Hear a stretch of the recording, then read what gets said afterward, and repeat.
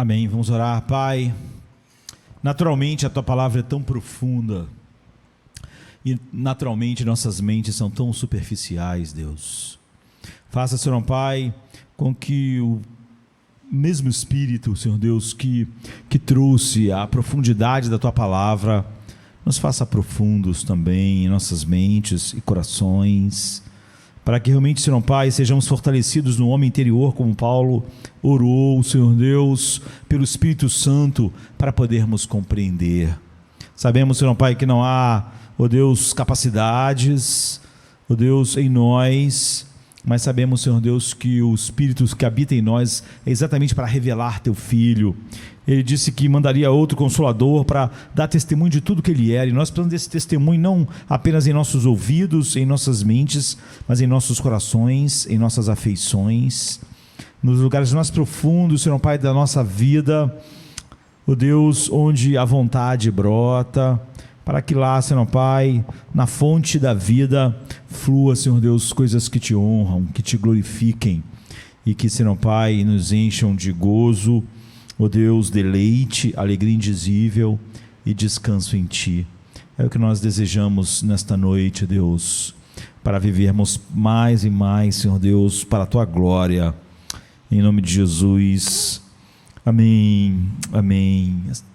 Hoje eu estava lendo o livro de Hebreus, e o livro de Hebreus nos chama para o perigo de ouvirmos Deus, de meditarmos na palavra de Deus de uma maneira que seja enfadonha para nós, que não seja a coisa mais importante que está diante de nós, e há de maneira natural em nós uma capacidade de violentar a verdade de Deus por pressupostos que não fluem da palavra de Deus, não é? Eu já disse que várias pessoas que falaram comigo e disseram: pastor, eu não sei se eu sou salvo. Eu percebo que no mundo evangélico, né, a primeira resposta das pessoas quando alguém que supostamente faz parte da igreja e etc, fala isso, a pessoa diz: lógico que você é salvo, mas eu nunca disse isso para alguém. Eu acho que eu não tenho acesso aos recessos mais profundos de uma pessoa, e aquela pessoa, apesar de não poder ter um acesso completo ao seu próprio coração e ser, não é? Ela se conhece muito mais do que eu, seu coração, seus afetos, seus pensamentos, seus gostos e desgostos. E se ela está dizendo isso, eu que não tenho acesso a todas essas coisas, não corro para dizer no impulso de que ela é salva, porque eu simplesmente não sei, e talvez ela tenha bons motivos internos, não é, para temer não amar Cristo de verdade, não se deleitar nele, não ter um dia realmente sido tirado do império das trevas e levado para o reino do Filho do seu amor, e afeições santas serem criadas pelo Espírito Santo no seu coração, não é? Então, nós precisamos olhar para a palavra de Deus sempre com a seriedade máxima, e as pessoas respondem rapidamente para as pessoas: você é salvo, porque há um impulso em nós. Isso é mais ainda incentivado pela nossa cultura terapêutica, não é? Psicologizada, em que a gente quer que as pessoas se sintam bem.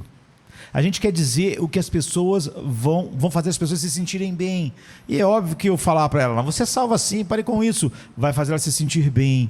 E o nosso primeiro impulso é querer fazer as pessoas se sentirem bem, mas esse impulso deve ser totalmente jogado fora. Então nós precisamos, ao invés disso, fazer cada um de nós olhar para a verdade de Deus, para a doutrina, as doutrinas bíblicas, e aí sim as pessoas terem instrumentos para sondarem o seu coração. O livro de Hebreus é a respeito disso, não é? Por exemplo, a doutrina bíblica da perseverança dos santos, ela pode muito ser deturpada para que as pessoas tenham um descanso falso. Ela vem para nos dar descanso, mas descanso verdadeiro. Então, quando a gente fala sobre uma doutrina deixe-me usar as palavras como se estivesse falando para quem chegou agora, assim, no Evangelho, é um bebê, e aí eu terei certeza de que todos nós entendemos aqui, quem está ouvindo pela internet, o que significa doutrina. Hoje em dia, é comum até no meio evangélico as pessoas dizerem: eu sigo Cristo e não doutrinas. Isso é dizer nada, não é o problema de nós falarmos jargões que nós não sabemos o que significa. O que é uma doutrina? Uma doutrina é algo que a Bíblia ensina. É por isso que existe doutrina segundo homens, doutrina de homens, ou seja, ensinos que não fluem da Bíblia, fluem da mente das pessoas. Mas você vê, é impossível conhecer qualquer coisa sobre Cristo se você tem um conhecimento correto de Cristo em qualquer uma das coisas que ele fez. Isso é doutrina. E é óbvio que é impossível não conhecer o ensino sobre Cristo ou o Evangelho e seguir a Cristo. É uma afirmação que não faz nenhum sentido. Então, o que a Bíblia ensina sobre Cristo é a doutrina sobre Cristo. O que a Bíblia ensina sobre o céu é a doutrina do céu. O que ele ensina sobre Cristo é a doutrina de Cristo. Então, quando você ouvir a palavra doutrina, pense em ensino. E a doutrina da Bíblia é o ensino da Bíblia. Então, observe, eu não digo doutrinas do céu, ou doutrinas do batismo, ou doutrinas sobre Cristo. A Bíblia diz muitas coisas diferentes sobre o céu, muitas coisas diferentes sobre o batismo, muitas coisas diferentes sobre Cristo, muitas coisas diferentes sobre o homem, mas eu não falo doutrinas sobre o homem. Então, nesse sentido, há muitos ensinamentos diferentes sobre cada um desses tópicos, sobre o homem, sobre a alma do homem, sobre a queda do homem, sobre o céu, sobre Cristo, sobre, enfim. Mas quando quando nós vamos estudar a doutrina bíblica sobre o homem, a doutrina bíblica de Cristo, a doutrina bíblica do céu, a doutrina bíblica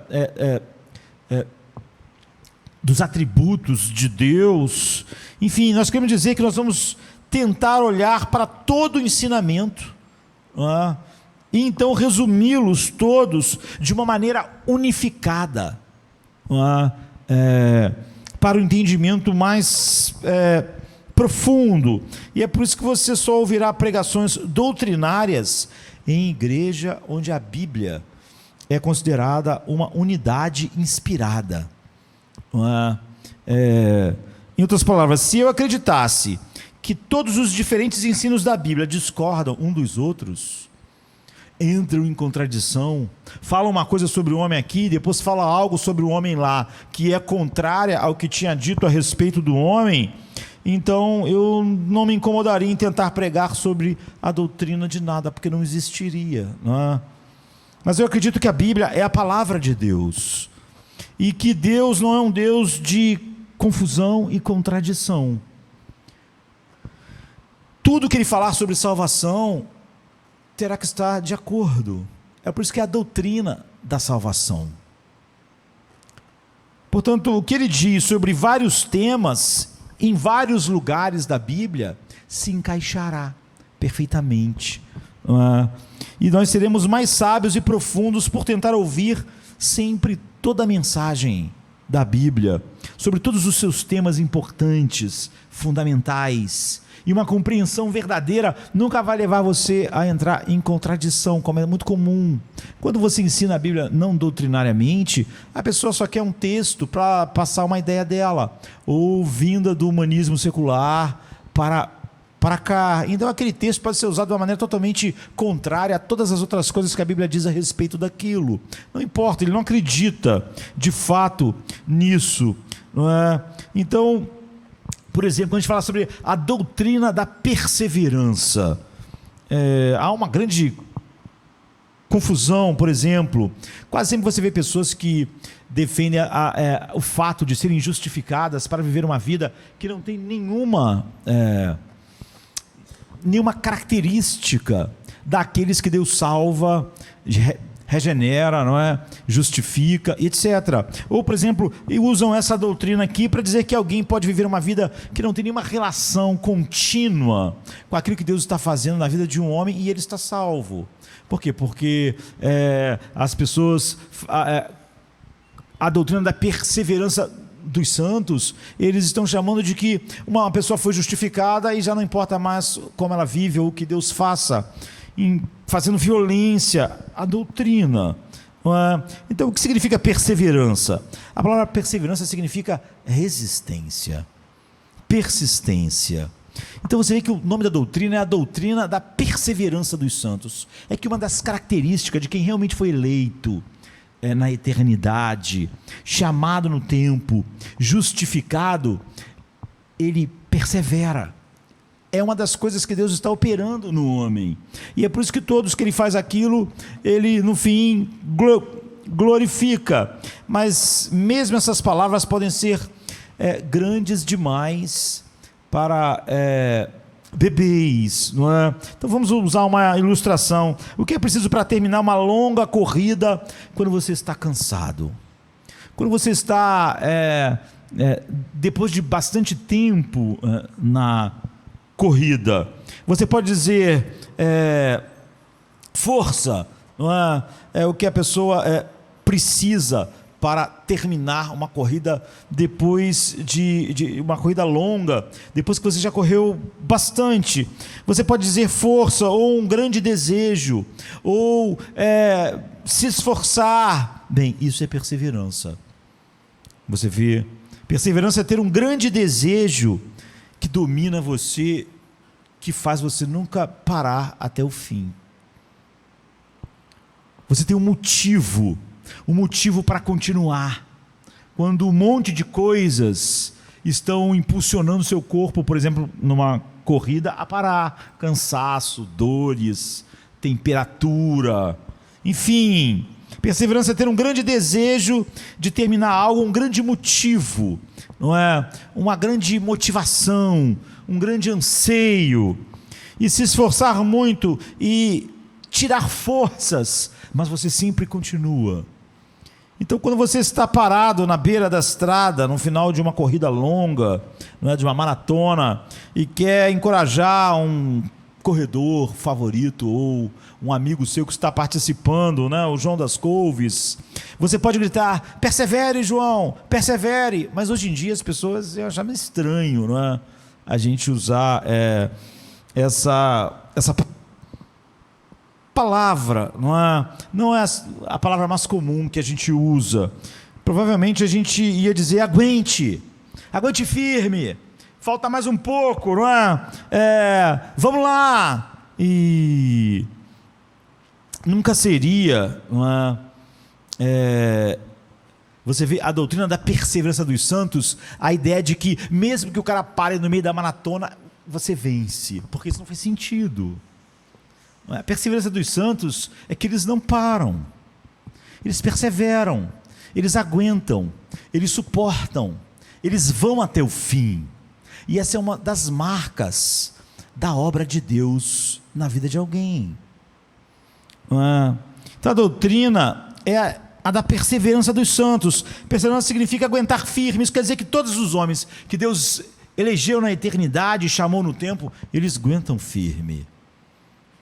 Talvez eles aguentem coisas diferentes, porque Deus soberanamente coloca eles em mundos diferentes, momentos diferentes, situações diferentes. Não importa se vai ser uma corrida com determinados problemas, que termina na UTI ou termina queimado numa fogueira. Não importa. Não importa. Então, quando a gente pensa nessa doutrina ou ensino bíblico, a doutrina da perseverança dos santos, o que significa santos?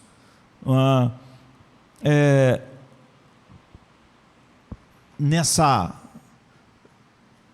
dupla de palavras que resume a doutrina, santo significa simplesmente cristãos verdadeiros, não nominais, homem que realmente foi chamado por Deus, pessoa que foi realmente regenerada. É só isso. não é? Quando Paulo escreve para a igreja em Filipos, ele simplesmente diz: a todos os santos em Cristo Jesus que estão em Filipos. Esses são os santos. Qualquer um que realmente esteja em Jesus Cristo. Qualquer um que realmente foi chamado pelo Pai. Jesus diz: ninguém pode vir a mim se o Pai que me enviou não o trouxer. Então, todos aqueles que verdadeiramente o Pai levou a Cristo são os santos. É isso. Um santo não é um grupo especial de cristão, não é a elite, não é os mais capacitados e por isso eles perseveram. Não. O que a Bíblia diz é que todos os homens regenerados vencem o mundo, como João diz. Não é um grupo especial como mártires e apóstolos ou pregadores. Santos é apenas outro nome para pessoas que realmente nasceram de novo. Realmente são novas criaturas e que têm uma fé salvadora em Cristo. Ou seja, Deus realmente, como o apóstolo Paulo disse que o Deus desse século cegou os olhos dos homens para não verem a luz da glória do Evangelho na face de Cristo. Então, mas em nós, ele disse, o Deus que disse que das trevas resplandecesse a luz, resplandeceu em nossos corações para a contemplação. Então, ele abriu nossos olhos. Então, esses são os homens regenerados, esses são os santos. Então, a doutrina da perseverança dos santos é o ensino bíblico sobre resistência, persistência de todos os cristãos verdadeiros. Todos. Eles perseveram, eles estão firmes até o fim. E quando você olha para o livro de Hebreus é a respeito disso. Por quê? Porque era um grupo de pessoas que escreveu uma carta porque estavam sofrendo muito. Muitos tinham sido presos, perdido seus bens, outros tinham sido mortos. Então é óbvio que havia uma pressão gigantesca sobre eles. E o autor de Hebreus responde a eles. Então, uma doutrina que permeia todo o tempo é essa realidade, sobre a verdade que os santos sempre perseveram, não importa o que estava acontecendo lá com eles. O livro de Hebreus tem mais a dizer sobre a perseverança cristã do que qualquer outro livro do Novo Testamento. Ele foi escrito especificamente para um grupo de cristãos que estavam no momento mais agudo, nós diríamos, da corrida, mais difícil, cheio de dores, em que nada incentivava a continuar, e tudo era oposição. Então, deixe-me guiá-lo assim, de uma maneira geral, naquilo que o livro faz, como o escritor reage a essa pressão e esse cansaço de um grupo que perdeu tanto, sofreu tanto, estava sob grande pressão, a vida sempre em risco. Por exemplo, no capítulo 2, o que vemos aqui é um sinal de que a igreja estava começando a se afastar da verdade. Toda igreja é composta não só de cristãos regenerados verdadeiramente, não é? E o versículo 1 diz assim: devemos prestar mais atenção ao que ouvimos, para não nos afastarmos disso. Depois eu quero voltar a esse verso no fim. Eles começaram então a flutuar com a corrente do mundo, em vez de remar rio acima. Estava tão difícil remar rio acima. Estavam sendo presos, mortos, torturados, tirando os bens. Remar contra aquela corrente de uma cultura tão violentamente hostil estava muito difícil. Então você sabe que você não precisa fazer nada para não ir contra a corrente. Você só não tem que fazer nada, não é? Se você está num barco, num rio que tem uma corrente, se você lutar contra a corrente é muito difícil. Agora, ir para ir com a corrente, quão difícil é? Não é nada difícil, só você não fazer nada. A corrente te leva. A vida é assim. Ser exatamente o oposto do que nós fomos chamados para ser. O que nós precisamos fazer para isso? Não precisamos fazer nada. Deixe a cultura te levar, deixe o pensamento do homem te levar, deixe o humanismo te levar. Você não precisa fazer nada. E o versículo 3 sugere que eles estavam começando a negligenciar a grandeza da salvação deles. E ele diz assim: como escaparemos nós se negligenciarmos tão grande salvação? Ou seja, se alguém realmente acha que essa salvação, e ele tinha explicado no capítulo 1, essa salvação, o que ela é, imensa, não é? Centrada em Cristo. Se alguém achar que realmente seus bens, ou ficar na prisão ou não, ser morto ou não, é mais importante do que aquilo que ele recebeu, se ele negligenciar isso, tudo que Cristo fez, como nós podemos escapar? Ser regenerado é exatamente ver Jesus como tesouro, o tesouro sobre todas as coisas.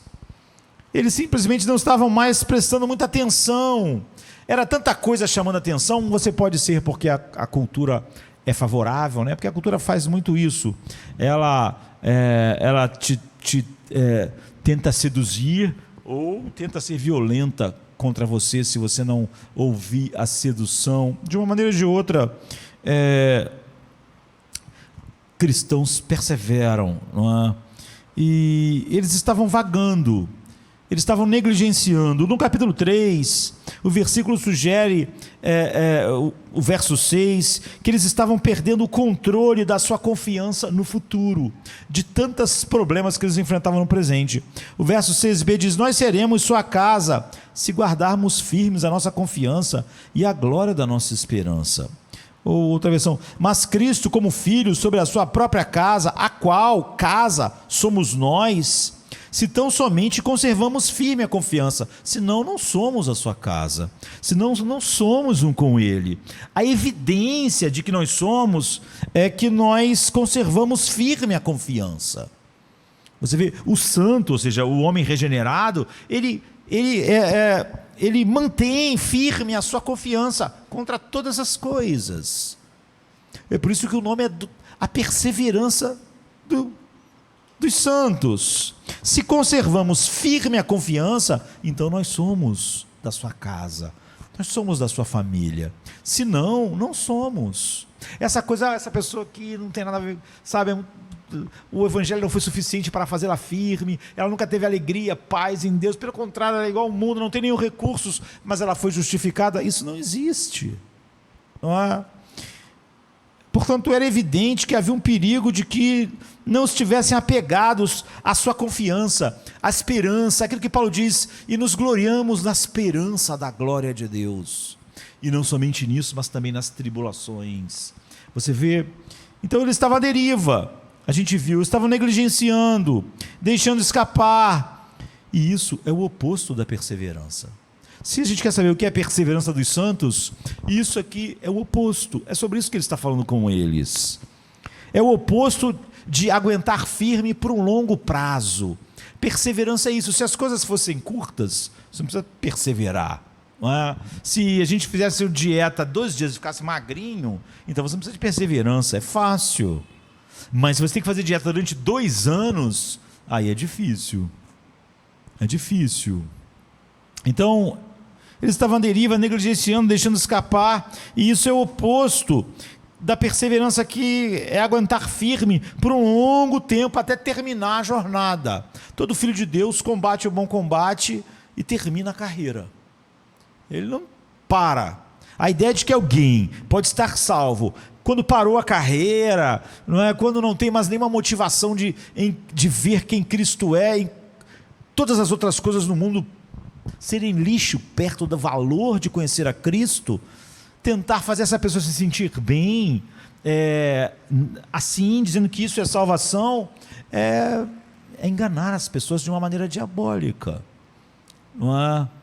E dizer para alguém que terminou a maratona, no meio da maratona, dizer: olha, você venceu, você foi, não importa em que parte da maratona a gente pare, a gente é vencedor. Isso é ridículo. Todos sabem que todo mundo que parou antes de passar da linha não chegou até o fim. Então os versículos 14, 12 e 14 nos mostram novamente qual é o perigo. Diz: tomem cuidado, irmãos, para que não haja em nenhum de vocês um coração mau e incrédulo, levando-os a se afastar do Deus vivo. Preste atenção, olhem para vocês. Se realmente vocês têm um coração que impulsiona vocês para Deus ou que faz vocês se afastarem de Deus. Seu desvio, negligência e escorregão pode resultar numa evidência final de que o seu coração nunca teve capturado pela beleza de Deus. Eles não estavam cuidando de maneira que deveriam. Então o verso 3 diz: mas exortai-vos uns aos outros todos os dias, desde que seja chamado hoje, para que nenhum de vós seja endurecido pelo engano do pecado. Evidentemente a conversa deles era apenas sobre o mundo. Eles não estavam sendo um estímulo um ao outro a um viver que fosse para a glória de Deus. Eles tinham recursos do mundo e todos os assuntos deles estavam indo na mesma direção da cultura à sua volta. Tudo que era importante, tudo que tinha valor, tudo que estimulava, era a mesma coisa que podia estimular alguém que não era regenerado. E tudo que eles conversavam era sobre o que? Filhos, era mercado de ações, problemas no escritório, problemas em casa, problemas no casamento. Eles haviam perdido a urgência da exortação em suas conversas diárias a respeito das coisas que mais importavam. Jesus chama isso de cuidados da vida, que você vê não são necessariamente errados, mas é o que conduz o ser humano até a morte. Jesus diz assim: no tempo de Noé eles casavam e davam-se casamentos, arrumavam emprego, sustentavam famílias, até que veio o juízo de Deus e destruiu tudo. O que eles estavam fazendo? Parece que só vivendo a vida. Os filhos de Deus, eles têm interesses muito maiores do que essas coisas comuns da vida, ainda que importantes. E o pecado estava começando a enganá-los, fazendo eles pessoas assim, tornando indistinto se havia algo realmente diferente entre eles e a cultura à sua volta, nos seus interesses finais. E essa negligência das diretrizes de Deus estavam fazendo com que eles se desviassem, escorregassem e perdessem o apego alegre, vibrante à verdade, que é na verdade o que nos mantém, que mantém aqueles que Deus colocou em Cristo perseverando. Há algo neles, há um valor enxergado por eles tão grande que eles não podem parar, ainda que todas essas coisas comuns da vida estejam fora do lugar. E isso é terrivelmente perigoso. Então ele diz no versículo 14: porque nos tornamos participantes de Cristo, se retivermos firmemente o princípio de nossa confiança até o fim, senão nunca nos tornamos participantes de Cristo. Porque a característica de quem se tornou participante de Cristo é que ele retém firmemente isso até o fim.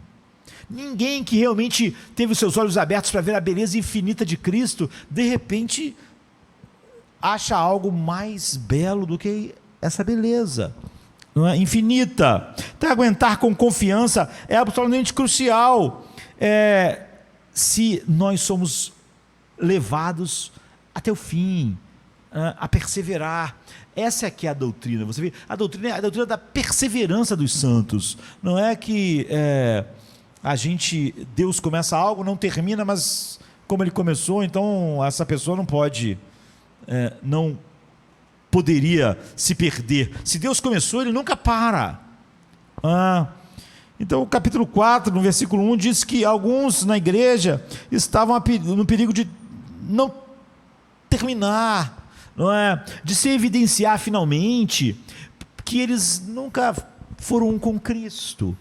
O autor diz: vocês sequer resistiram ainda até o sangue.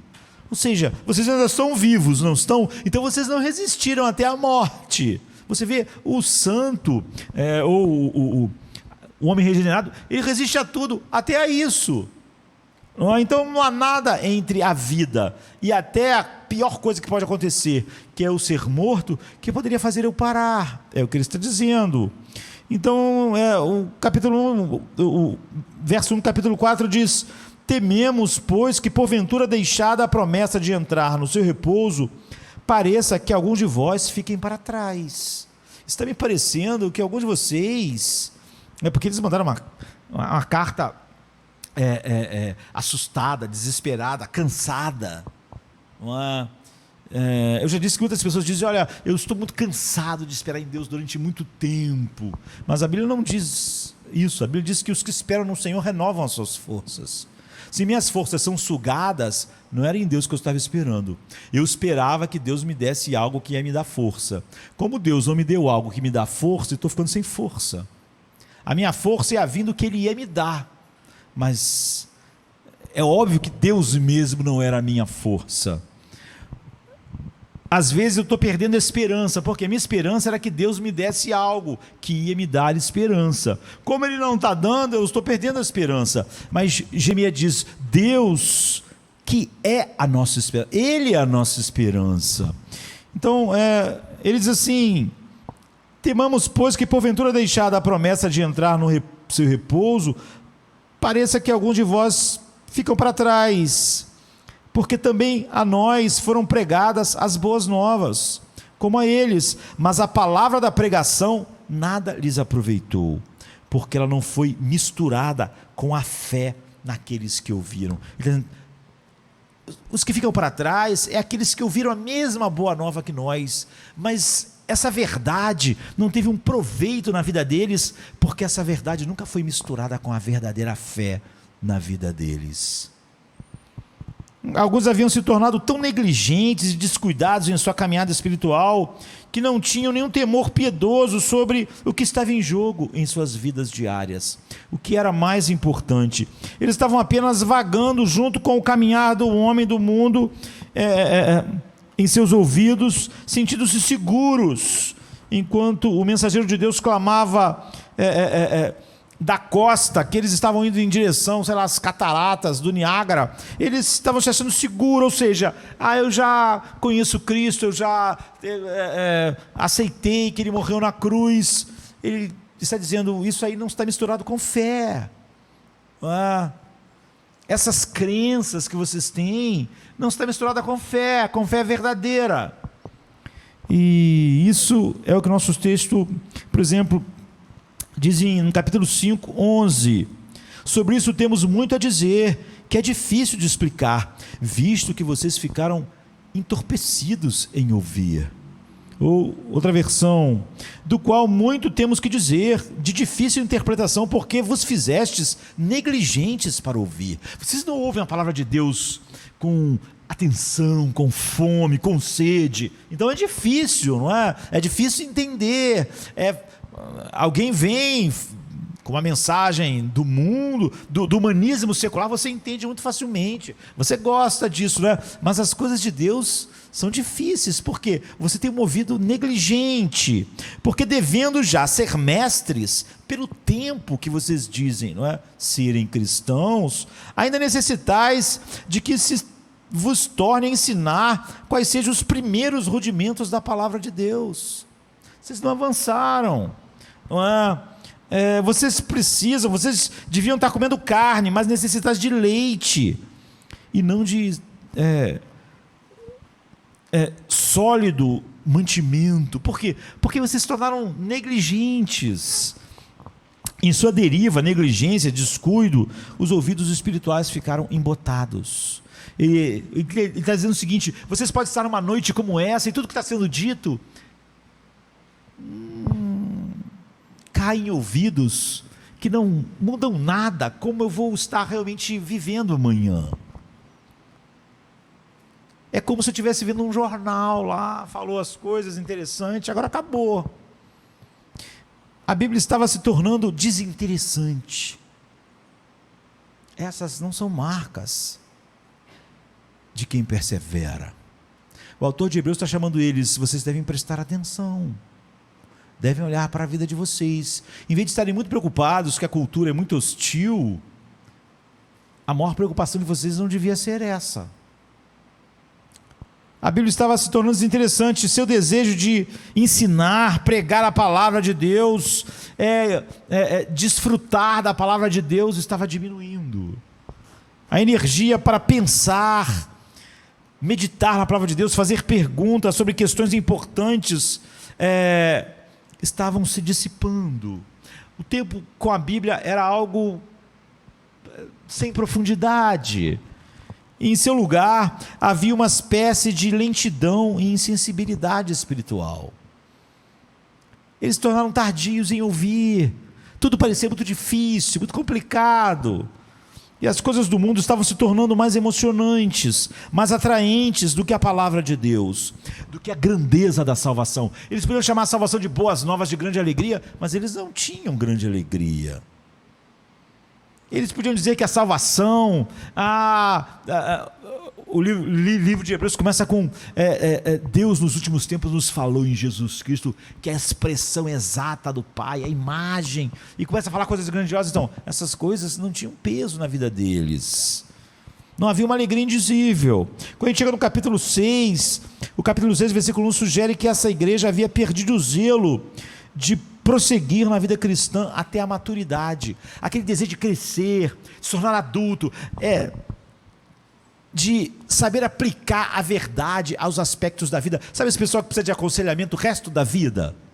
Porque como a gente não deixa nossos filhos pequenos tomarem as grandes decisões da vida, eles não estão preparados, eles não sabem todas as coisas, mas é difícil quando um filho teu tem 20 e poucos anos, e você começa a perceber que ele não sabe enfrentar os problemas da vida, ele não sabe aplicar o que você ensinou à vida.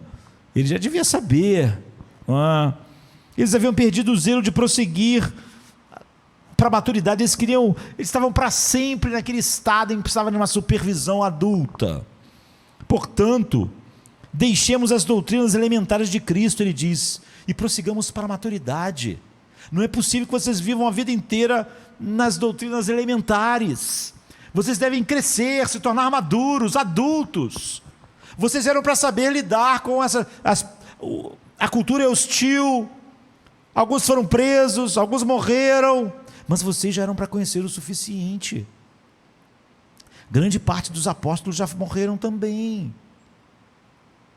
Vocês já eram para conhecer o suficiente da verdade de Deus e ter a esperança da glória de Deus suficiente para lidarem com isso e se gloriarem nisso. Por isso ele diz, deixando os rudimentos da doutrina de Cristo, prossigamos até a perfeição, até a maturidade, até a vida adulta. Verso 1, a igreja estava começando a sentir que o progresso para a maturidade e o crescimento da santidade era algo opcional. Por quê? Por que eu tenho que crescer se quando eu tiver problema eu posso falar com o pastor? Por que eu tenho que crescer porque eu amo Cristo? Porque meu desejo é glorificá-lo. Eu não posso fazer isso se for uma eterna criança. Eles tinham perdido, aquela igreja já estava começando a sentir que o progresso para a maturidade e para a santidade era opcional, não era realmente necessário na vida cristã. Então eles começaram apenas a vagar nas realizações do passado, e o tempo todo tornando-se embotados em ouvir, enganados pelo pecado, e o pecado estava endurecendo o coração deles. E quando a gente chega no capítulo 10, no versículo 23 e 24, mostra o mesmo perigo. Ele diz assim, retenhamos firme a confissão da nossa esperança, porque fiel é o que prometeu, e consideremos-nos uns aos outros para nos estimularmos ao amor e à obediência, não deixando de nos reunir, nos congregar, como é costume de alguns, antes admoestando-nos uns aos outros, e tanto mais quando vedes que se vai se aproximando aquele dia. Eles achavam que a esperança era uma espécie de coisa automática, como muitas pessoas pensam, simplesmente acontece com você e permanecia em você. Agora, se eu tenho a esperança da glória de Deus, mas nem penso na glória de Deus, eu passo meus dias pensando no mundo, minha mente não está no céu, é óbvio que eu não vou ter essa esperança. É óbvio que não é automático, é óbvio que eu não vou dormir de noite e acordo amanhã cheio da esperança da glória de Deus. Eu passo tempo sem pensar nela, eu não medito nela de dia e de noite, eu não encho minha mente da esperança da glória de Deus, porque eu a teria, e porque ela seria tão grande, não é, na minha vida, a ponto de eu me gloriar nela de tal maneira que eu me glorie até nas tribulações. É óbvio que quando as tribulações chegam, eu estou tão murcho quanto o mundo para enfrentar, eu não tenho nenhuma esperança. Eu fico simplesmente dias, semanas, meses, e a minha meditação não é na glória de Deus. Paulo diz: pensem nas coisas que são do alto, onde Cristo está sentado à destra de Deus, e não nas que são da terra. Mas eu passo o tempo todo pensando nas coisas da terra. Depois eu digo que eu não tenho recursos. Não tem mesmo. O mundo, as outras pessoas, o homem natural, o homem que não nasceu de novo, só pensa nas coisas da terra, ele não tem recurso nenhum. Agora, se eu sou assim, se eu só penso nas coisas da terra, eu também não tenho recurso nenhum. É por isso que eu disse que quando alguém assim me diz: eu não sei se eu sou salvo, talvez não seja. O autor de Hebreus está dizendo para eles: olha, existe uma perseverança que faz você resistir até o sangue, mas ela é verdadeira. Simplesmente acontece. A esperança, ele diz que não é? Retenhamos firme a confissão da nossa esperança, porque fiel é o que prometeu. E consideremos-nos uns aos outros para nos estimular ainda mais ao amor e à obediência. E não nos deixemos de nos reunir, nos congregar, porque precisamos disso para continuarmos mais ainda estimulando isso. Como é costume de alguns, antes admoestem uns aos outros, tanto mais quanto vedes que se vai aproximando o dia. Então simplesmente aconteceu com você e permaneceu em você, não é o que acontece. O escritor diz ao contrário: a esperança tem asas, e a esperança voará para longe de você. Manter a esperança é uma coisa ativa, e é isso que os verdadeiros homens regenerados fazem. Eles mantêm suas mentes nas coisas do alto. Eles continuam todos os dias, em vez de se ficarem na infância cristã para sempre, eles andam em direção à maturidade. Eles não precisam de alguém toda hora, o dia inteiro, para dizer o que eles têm que fazer, o que eles devem fazer. Eles conhecem Cristo, eles conhecem o mundo, eles conhecem o coração do homem sem Cristo, eles conhecem a cultura sem Cristo, eles são profundos na palavra, eles sabem caminhar neste mundo, eles não estão em trevas, para que alguém tenha que segurar a mão deles e realmente dizer cada passo, senão eles tropeçam e caem. Assim é o ímpio. A Bíblia diz: o ímpio, ele tropeça e cai, porque ele está em trevas sem nem saber no que tropeçou. Mas não é assim um filho de Deus. A vereda, o caminho do justo é como a luz da aurora, vai brilhando mais e mais. Ele não é cego. O reino de Deus não é um reino. Alguém pode ser criança no reino de Deus, mas ele está indo em direção à maturidade, mas ele não é cego.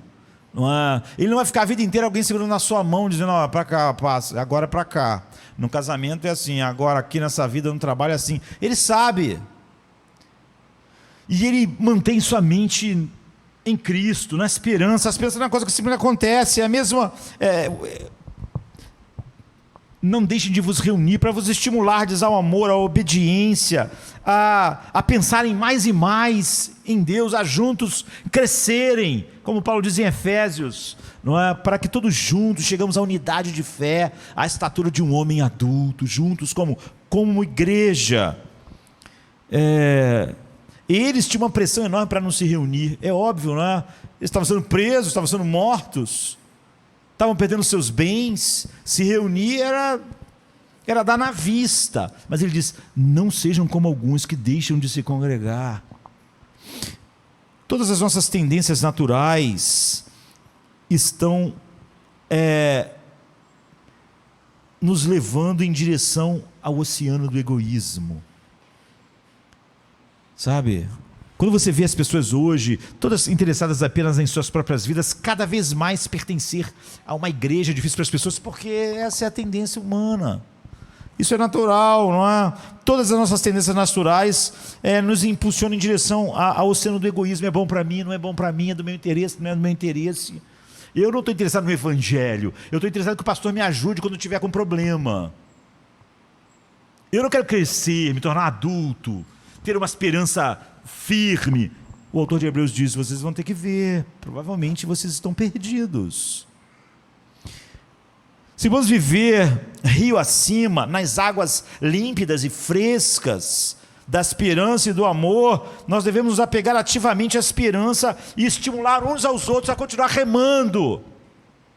Agora, você não pode, no reino de Deus, sentar no barco que vai contra a maré do mundo e esperar que as pessoas no barco fiquem remando enquanto você está sentado.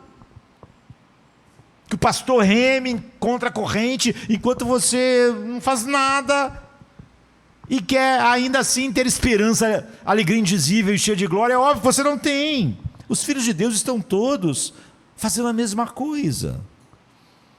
Senão você fica à deriva.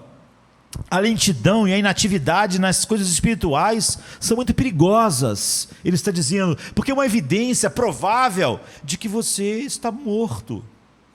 Coisas mortas são levadas pela correnteza. Um peixe morto, um toco, estão sendo levados, não podem realmente lutar, não estão aptos, né? Não podem. Nem sempre foi assim nessa igreja. Veja o verso 10, 32. Lembrai-vos, porém, dos dias passados, em que, depois de serdes iluminados, suportaste grandes combates de aflições. Em parte, vocês foram feitos espetáculos, com vitupério, com vergonha, né? E tribulações. E em parte, fostes participantes com os que foram tratados mal assim.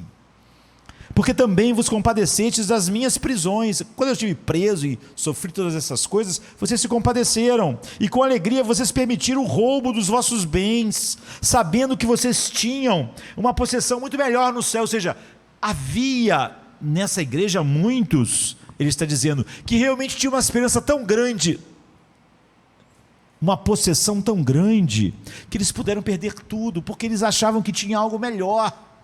Isso é esperança verdadeira, não é? Eles poderiam comparar tudo que tiraram deles com o que eles tinham, e eles achavam que tinha uma possessão melhor. Eles podiam continuar. Outras palavras, esta igreja já esteve entusiasmada com o valor de Cristo, que tudo era nada, era lixo perto do valor dele. Mas muitos de vocês hoje não estão mostrando serem essas pessoas. Mas agora você está sentado em sua poltrona, sem nenhum zelo pelo futuro, sem nenhum encanto pela sua possessão em Cristo, talvez pensando que aquelas experiências passadas, se é que você já teve qualquer coisa um dia, são suficientes. Ele está dizendo, um cristão, ele persevera, ele continua, não é chuva de verão, não é algo forte lá no passado. Nunca sinta paz pelo que você foi há anos e anos atrás, porque não é assim que os santos, ou seja, que os homens regenerados vivem, não é? Todo aquele que é nascido de Deus vence o mundo. Por quanto tempo? Por quanto tempo for preciso. É por isso que o nome é perseverança. Pode ser muito tempo, não importa. Mas agora você está sentado, olhando para trás, pensando que aquilo te dá alguma segurança, talvez pensando que aquelas experiências passadas que você teve são suficientes para torná-lo ou evidenciar você está realmente em Cristo. Mas não é assim que a segurança vem. Então o versículo 35 diz, não jogues fora a tua confiança, que tem uma grande recompensa, porque tens necessidade de perseverança, para que possas fazer a vontade de Deus e receber o que é prometido. Ou em outra versão, não rejeiteis, pois, a vossa confiança, que tem grande e avultado galardão. Aí está, você precisa de perseverança, persistência, ficar firme, terminar, porque essa é a marca. Senão, não ache que você tem alguma esperança, porque não tem. A marca da esperança, se você não é assim, se não há essa coisa te impulsionando, você não tem razões de ter uma esperança. Eles estão cometendo um grande erro ao pensar que não precisavam de resistência, que podiam descansar em alguma coisa que não era Cristo, certamente, e que o fato de não ter resistência, por não ver Cristo como tesouro das suas vidas, não era uma marca de que eles não estavam realmente indo em direção ao resultado final do nosso chamado. Mas o versículo 39 deixa claro o que está em jogo aqui. Não é uma vida espiritual fraca. Diz assim, nós, porém, não somos daqueles que recuam e se perdem. Nós somos daqueles que têm fé fé que guarda as suas almas.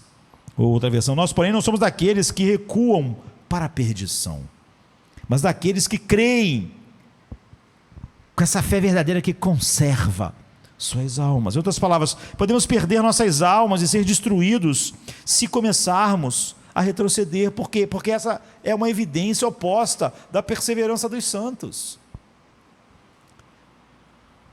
E não prosseguiremos então em direção à fé maior, a mais maturidade, a mais semelhança com Cristo, a mais firmeza. Estamos sempre naquele mesmo lugar, achando que simplesmente a esperança é algo que acontece conosco, que não é fruto de mentes que estão com os olhos fixos no autor e consumador da salvação deles.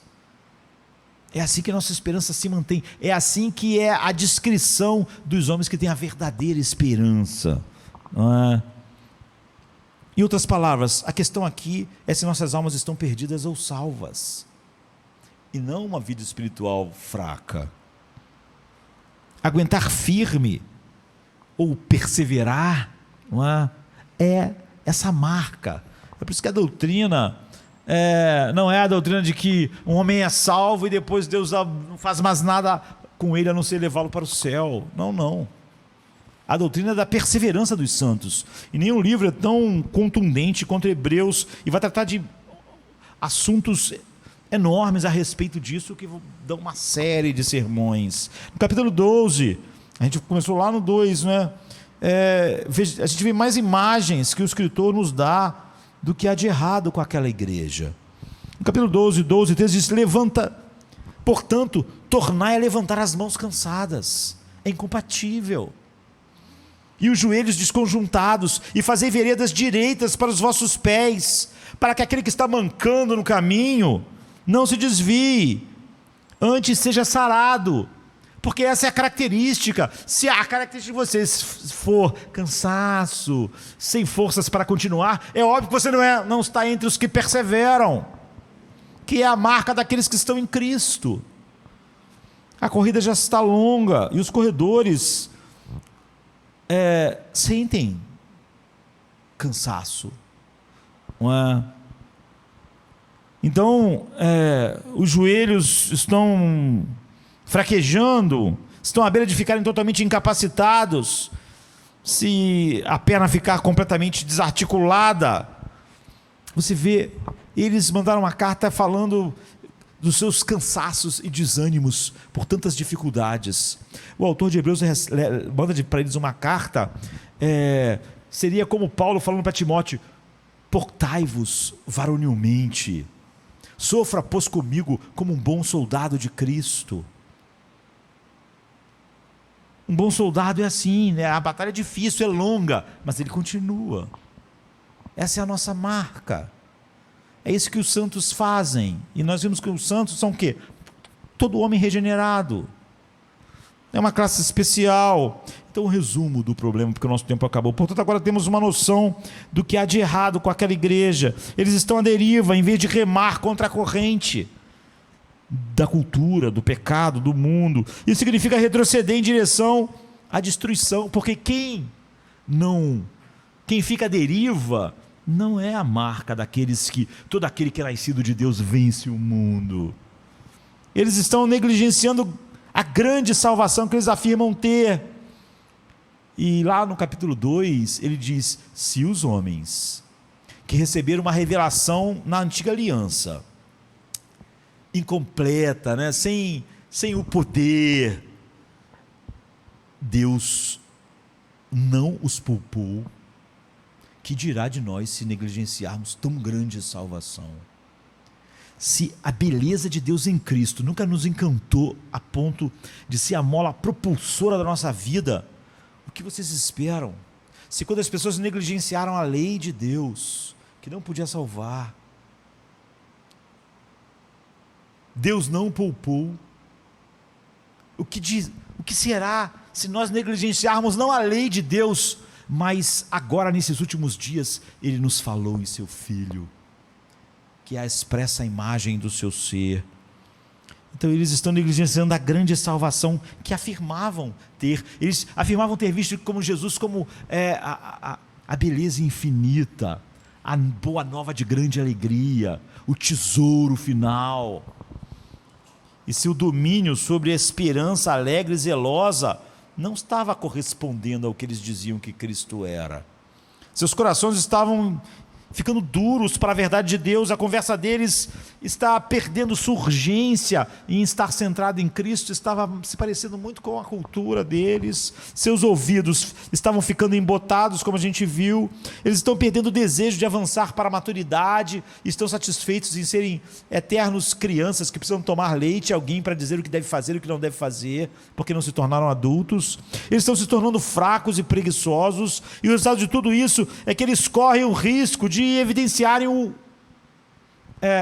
a pior de todas as coisas: não terem pernas, nem braços, nem pulmões dos que avançam, não é? E o oposto de tudo isso é a perseverança dos santos. Então, se alguém falasse o que é a perseverança dos santos, o que é a doutrina da perseverança dos santos, é o oposto de tudo isso que estava acontecendo. Perseverar com um cristão zeloso e em crescimento, não é? Então existem duas alternativas para aqueles de nós que afirmam confiar em Cristo como o Salvador. Uma é avançar em direção à maturidade, em conhecimento, fé, esperança e santidade. A outra alternativa para nós que falamos que confiamos em Cristo é lentamente vagar para a indiferença, para o entorpecimento, para nos parecermos mais e mais com a nossa cultura e, por fim, nos perdermos junto com o mundo.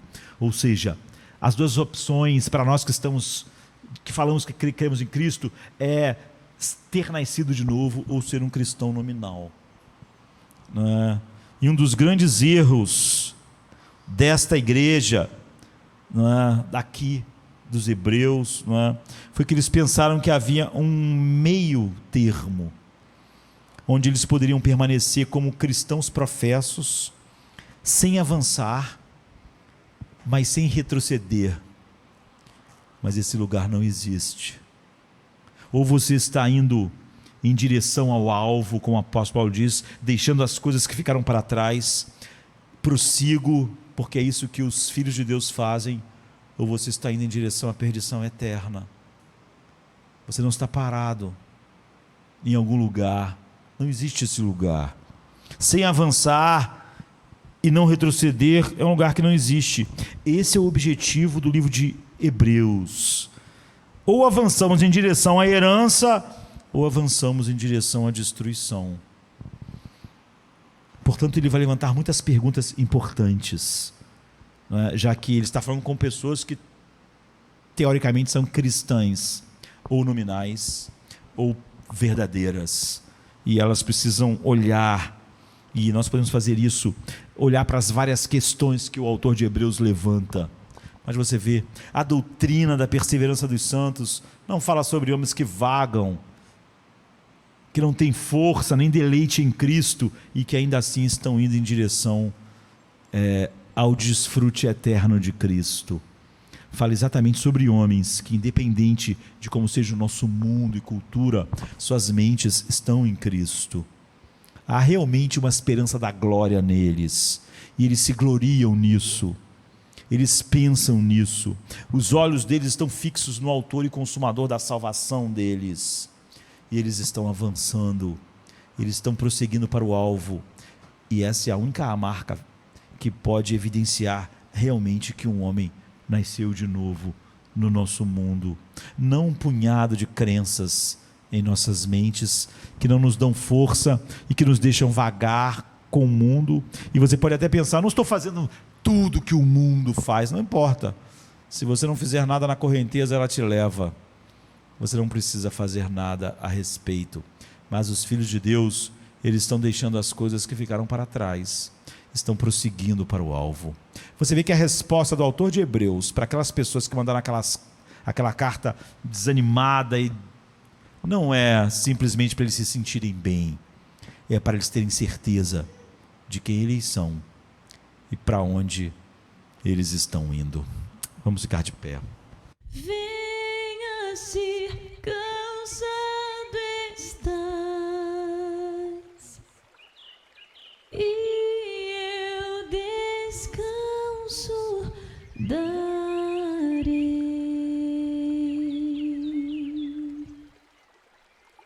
Tu descansarás.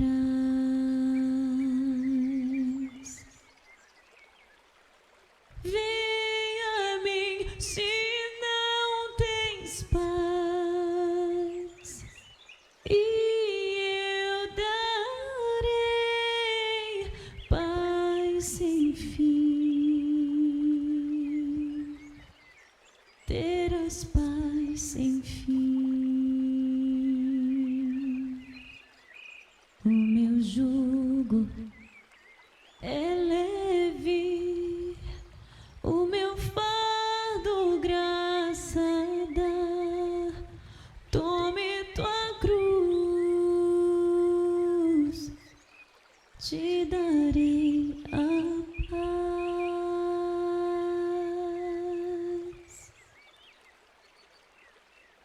Venha o aflito